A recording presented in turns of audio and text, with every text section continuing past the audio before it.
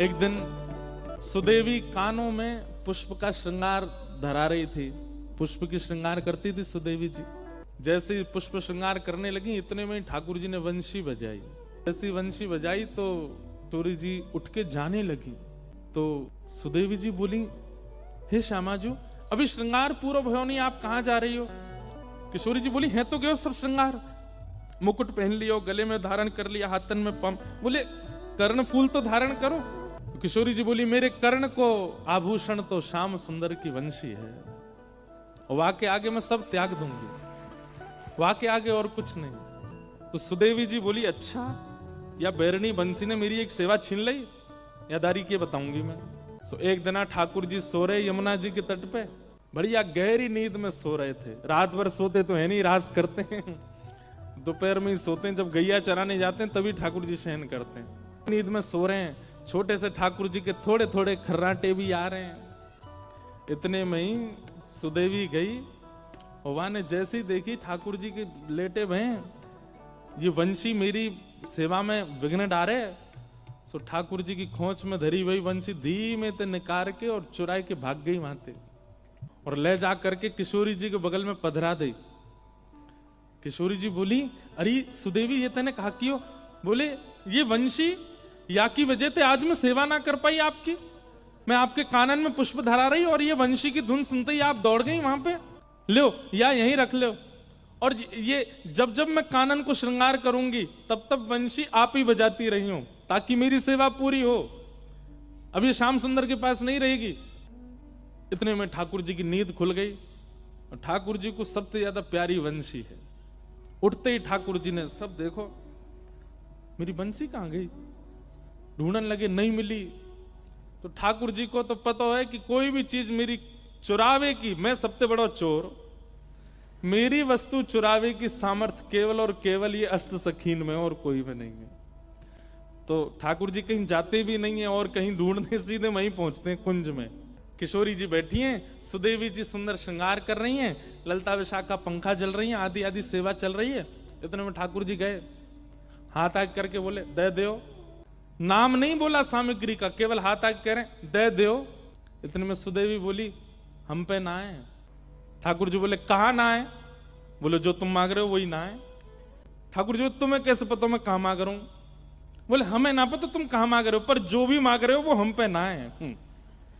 श्यामाजू, देखो, आप सब लीला करो, सेवा करो, सब आनंद, मेरी वंशी मत ले करो, या मुंह को दे दो, मुंह पता है आपके पास धरी है।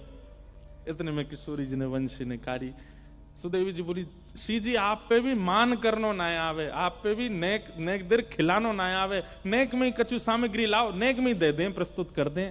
नेक भी इन्हें डरा के तो रखा करो, नेक नहीं तो सिर पर चढ़ जाएंगे जी हमारे। वंशी लाके मैंने दी, एक आध दो दिन वह धरी रखती, नेक में निकाल के दे दी। ऐसी हमारी भोली सी किशोरी जी। सुदेवी जी बोली, हे श्याम सुंदर, वंशी हमारी श्यामाजू के पास है, और हमारी श्यामाजू जा पे एक बार हाथ धर दें, वो फिर इन्हीं की है जाए। अब जी इन्हीं की है। अब या वंशी को नाद आज तक तुमने कियो, अब तक किशोरी जी करेंगी। ठाकुर जी मुस्कुरा के बोले, जे इन पे बजेगी ना, ये बजा ही ना पाएंगे। इतने में सब सखी आई और आंख निकाल करके ठाकुर जी को देखने लगी। हमारी किशोरी जी कोई चीज में निपुण नहीं है, ऐसा है ही ना सके। ये गायन करें तो सरस्वती कान लगा के सुने, ये वीणा बजावे तो वीणाधारी बड़े बड़े गंधर्व जन सामने नतमस्तक है जाएं। अरे गानों बजानो तो बहुत दूर की बात है, हमारी श्री जी जब चले ना, उनके पामन में बंधे हुए नूपुरन के स्वर पे राग रागनी नृत्य करें, और तुम कह रहे हो हमारी श्री जी नेक्सी सी बंसी ना बजा पाएंगी। ठाकुर जी बोले, मैं विद्या पे प्रश्न चिन्ह नहीं उठा रहा हूं, किशोरी जी की विद्या पे मेरा कोई आक्षेप नहीं है, मैं तो अपनी वंशी को स्वभाव बता रहा हूं कि वो इन पे नहीं बजेगी। जी बोली, श्यामाजू, आप दिखाए दो इन्हें, नेक बजाए दो, वंशी बजाए दो, नेक। रुको, तुम अभी अभी बजा। ठाकुर जी खड़े गए, बजाओ, मैं भी देख रहा हूं, बजाओ।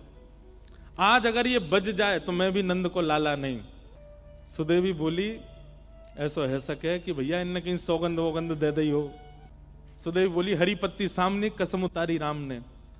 हरी वंशी, तो पे जितनी कसम चढ़ी है सब उतर गई आज, तो को बजनो ही है आज, किशोरी जी बजाएंगी। ठाकुर जी खड़े, बोले, मैं हूं देखूं।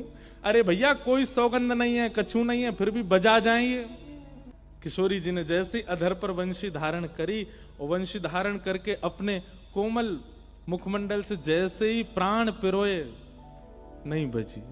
किशोरी जी ने सबरी उंगली फेर ली लेकिन वंशी नहीं बची। ये दृश्य देख करके ललिता विशाखा सब आश्चर्यचकित है गई। हे श्यामाजू, ऐसा कौन सा साज है, ऐसा कौन सा वाद्य है? अरे हमारी किशोरी जी को इतना श्रम भी ना करना पड़े। अरे अधर पर धारण हेती वंशी अपने आप स्वतः बजने लग जाए, हाथन में आती वीणा अपने आप स्वर प्रकट करने लगे, ये वंशी बज नहीं रही है।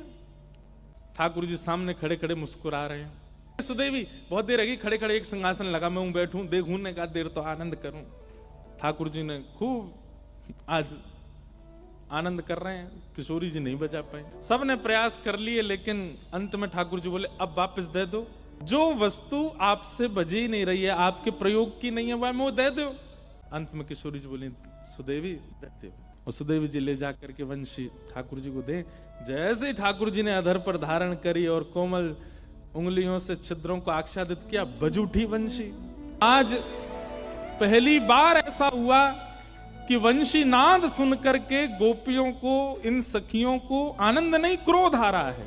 और ललिता विशाखा बोली पकड़ लियो, छीन लियो या बांसुरी को और ले करके अपने पामन ते तोड़ दो, चूर चूर कर दो, जमुना जी में बहा दो। अरे अरे बैरणी, अरे तू भी कृष्ण की तरह छली कपटी है गई है, किशोरी जी की सेवा में आई तो बज नहीं रही है, और वहां जाके बजन लगी। ठाकुर जी ने हृदय से लगा लियो, मेरी वंशी को दोष मत दो, तो किशोरी जी के हाथ में क्यों नहीं बजी? ठाकुर जी बोले ये स्वर से ना बजे, ये फूंक से ना बजे, ये तो भाव से बजे। और मेरी वंशी जो है ना वो अनन्य भक्त है। कौन है? भक्त। अनन्य भक्त मतलब न अन्य इति अनन्य, जो एक का होकर के सदा एक का ही रहे उसको अनन्य कहते हैं। और मेरी वंशी अनन्य है। हे श्यामाजू, आप जब वंशी धारण करके बजा रही तो मन में कहा विचार कर रही? बोले मैं तो आपको विचार कर रही। बोले वही तो बात है। और मेरी वंशी मेरी सेविका नहीं, वो तो आपकी आराधना करे, वो तो आपकी सेविका है। जब तक आपका भाव बजाने वाले के चित्त में नहीं आएगा, आपका विरह बजाने वाले के चित्त में नहीं आएगा, आपके प्रति प्रेम बजाने वाले के चित्त में नहीं आएगा, तब तक नहीं बजेगी। आपको अपनों ही ध्यान करना पड़ेगा तब वंशी बजेगी, ऐसे नहीं बजेगी। मेरी वंशी अनन्या है। हमारी ये मोह से ही बजे क्योंकि मैं आपको ध्यान करूं, मैं आपको चिंतन करूं, और आप मेरो चिंतन कर रही हो। मेरो चिंतन करोगे कैसे बजेगी? समझ में आई बात?